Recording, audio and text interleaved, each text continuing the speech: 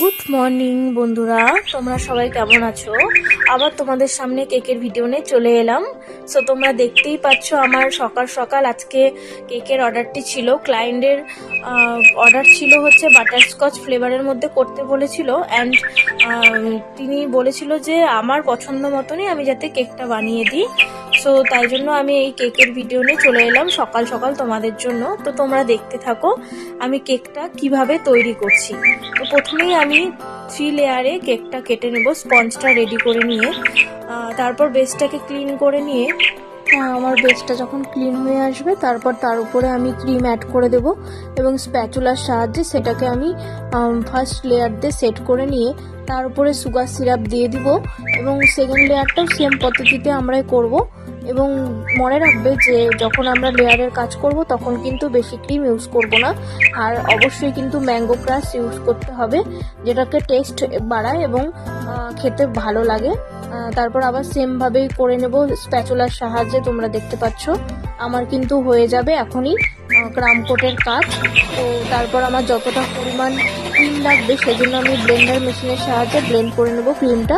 আর তোমরা বুঝবে কিভাবে যে ক্রিমটা ব্লেন্ড হয়ে গেছে এবং দেখবে যে ক্রিমটা তৈরি হয়ে গেছে। প্রথমে দেখবে উপর করে যাতে ক্রিমটা না পড়ে, তখনই বুঝে নিবে যে ক্রিমটা কিন্তু তৈরি হয়ে গেছে। এবং তারপর আমি যতটুকু লাগবে আমার এখন ক্রিম সেটা রেখে দিয়ে এই ক্রিমটাকে আমি ফ্রিজে রেখে দেবো। হ্যাঁ, এবার আমি থার্ড লেয়ারটাও করে নিচ্ছি ওই সেমভাবেই সুগার সিরাপ অ্যান্ড ক্রিমের মাধ্যমে করে নেওয়া হয়ে গেলে আমি কিন্তু এই ক্রিমটাকে ফ্রিজে রাখবো 10 মিনিটের জন্য। তোমরা কিন্তু ভুলবে না, এটা কিন্তু রাখতেই হবে যাতে কেকটা ভালোভাবে সেট হয় আর কোনোভাবে নষ্ট না হয়ে যায়। সেজন্যই কিন্তু এই 10 মিনিটে ফ্রিজে রেখে দেওয়ার কাজ।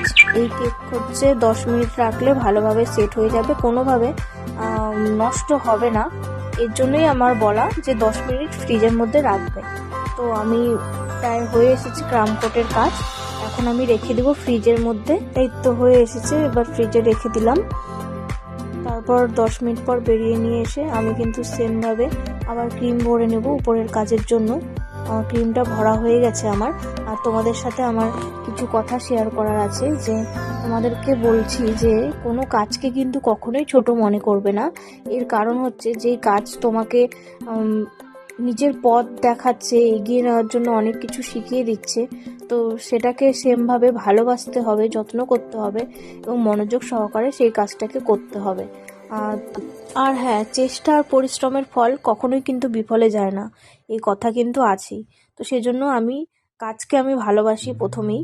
আমার কষ্ট হোক, কিন্তু আমি পরিশ্রমের সাহায্যে সেই কাজটাকে অবশ্যই করে কমপ্লিট করব। এই যে দেখছো আমার কাজ কিন্তু এই প্রায় হয়ে এসেছে ক্রিমের, এবং তারপর আমি প্যালেট নাইফের সাহায্যে আমি যে ডিজাইনটা ছিল সেই কেকটাকে করে নেব। কাজ প্রায় ফুল কেকের মধ্যে আমি প্যালেট নাইফের সাহায্যে করব। এই প্যালেট নাইফটা আস্তে হালকা হাতে করতে হবে যাতে কোনোভাবে কোনো স্ক্র্যাচ বা দাগ কোনোভাবে খারাপ না হয়ে যায়। তারপর আমি নোজেলের সাহায্যে, রোজ নোজেল সেটা দিয়ে আমি ফ্লাওয়ার বানিয়ে নেব কেকের ওপরে। তোমরা দেখতেই পাচ্ছ এই ফ্লাওয়ারগুলো আমি বানিয়ে নিচ্ছি।